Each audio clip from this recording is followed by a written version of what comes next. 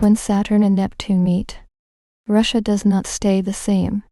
And what if I told you that every 36 years Russia hits a turning point? Empires fall, leaders die, or change. Ideologies, beliefs collapse, new power rises, and every single time, Saturn and Neptune are meeting in the sky. Not once, not twice, 7 times in a row. And right now, in 2025 and 2026, they are meeting again. So before I talk about what this means, we need to look at what happened the last 7 times. Because once you see this pattern, you can't unsee it. When Saturn, the planet of structure, authority, and systems, meets Neptune, the planet of dissolution, ideals, and illusion, history bends. Old realities collapse. New paradigms struggle to be born. There are moments in history when reality itself seems to blur. When power structures crack. When fear weakens. When entire nations wake up inside a different story. These moments are not random. Every 36 years, Saturn, the planet of structure, meets Neptune, the planet of dreams, illusions, faith, and fog. And when they meet, systems soften, myths dissolve, or new myths are born. Right now, in 2025-2026, they are meeting again. Before we talk about what that could mean, we need to go back. And we begin with Russia. Because again and again, Russia transforms when Saturn and Neptune align.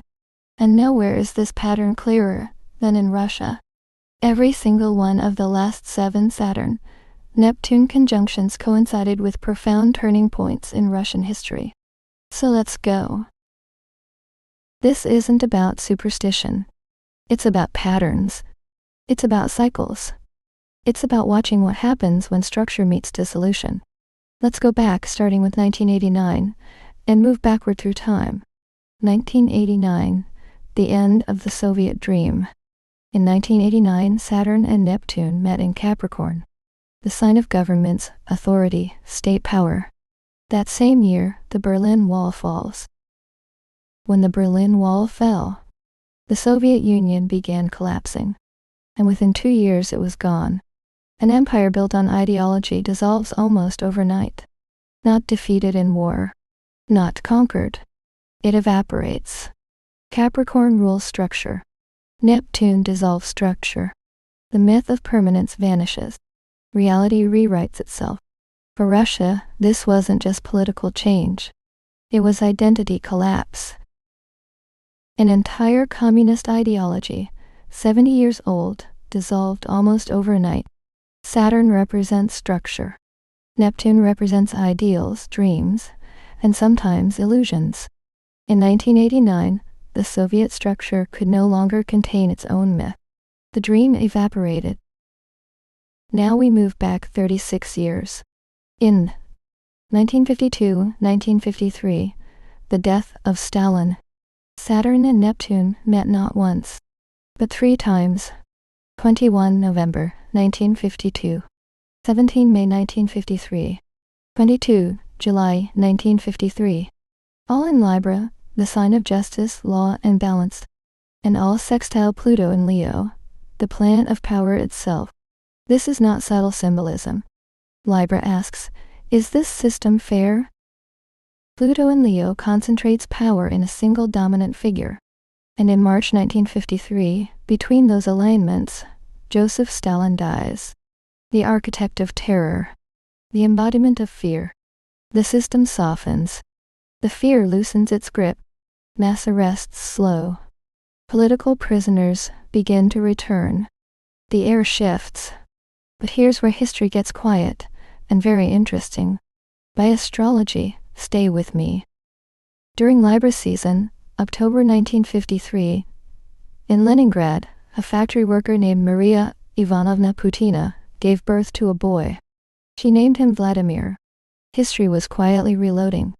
The conjunction that softened one regime marked the season in which the next long arc of power quietly entered the world. Destiny.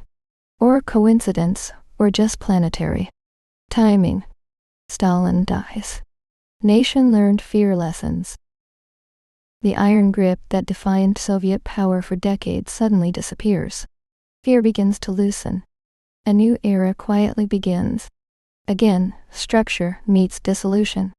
Then let's go back another 36 years. The Russian Revolution.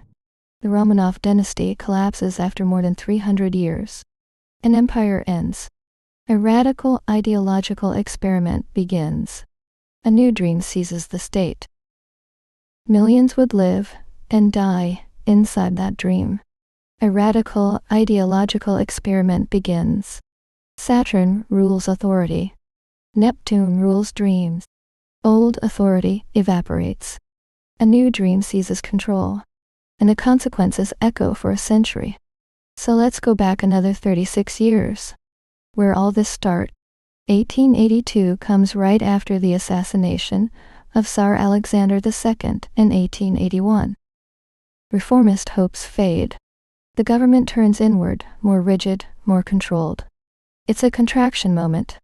When fear replaces idealism, Saturn hardens what Neptune once inspired.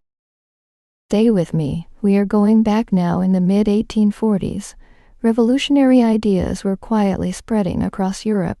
Russia was tightening internally. Censorship increased.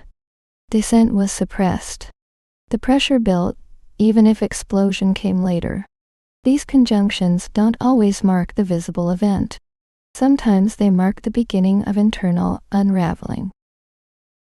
Then let's back in the early 1800s, during the Napoleonic era, Russia was redefining its role in Europe. Napoleonic Wars. Europe reshaped. Alliances unstable and changed. Territories shifting. Identity evolved. Old European structures were destabilizing. Russia was adjusting to a changing world order.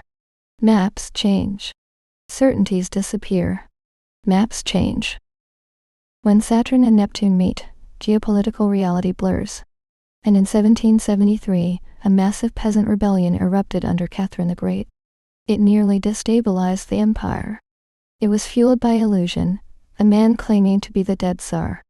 Neptune themes again. Myth, belief, deception. Saturn responded with force. Structure reasserted itself, but not without scars. When we step back, patterns emerge. Collapse of rigid systems. Death of powerful leaders. Ideological upheaval. Disillusionment. Redefinition of national identity. The tension between dream and reality.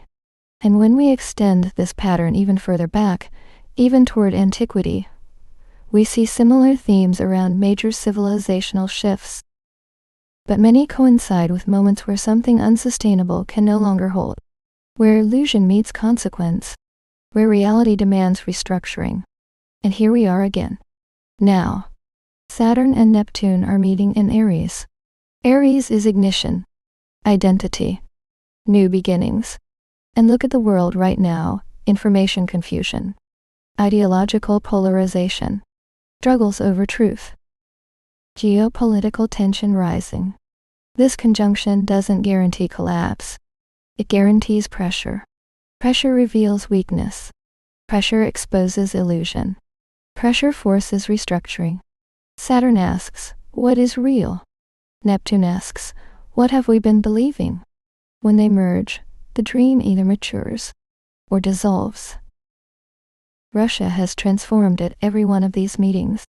The question is not whether change is coming. The question is, what is reaching its expiration date? And what is being quietly born right now that we don't yet recognize? Because if history is any guide, when Saturn and Neptune meet, the reset begins. And this time, we are living inside it. Aries is about beginnings, initiation, identity.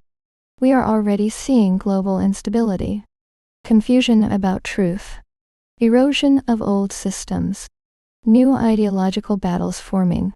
But here's the important thing. Astrology does not remove human agency. These cycles describe weather patterns, not destiny. A conjunction can mean collapse, or it can mean spiritual maturity. It can mean disillusionment, or clarity. Saturn asks, what is real? Neptune asks, what do you believe? When they meet, the fantasy either becomes concrete or dissolves. When Saturn and Neptune meet, Russia does not stay the same, and this time, the alignment is bigger than ever. The same cycle that marked the season of his birth is now activating the axis of leadership itself. That doesn't mean destiny, but it does mean timing. And when timing and pressure meet, history tends to move. So the real question isn't, will something happen? The real question is, what kind of change is this cycle preparing? Because if the last 7 conjunctions taught us anything, something shifts. Sometimes it's the narrative. Sometimes it's the structure. Sometimes it's the person. The same cycle that marked the season of his birth is now activating the axis of leadership itself. That doesn't mean destiny, but it does mean timing. And when timing and pressure meet, history tends to move.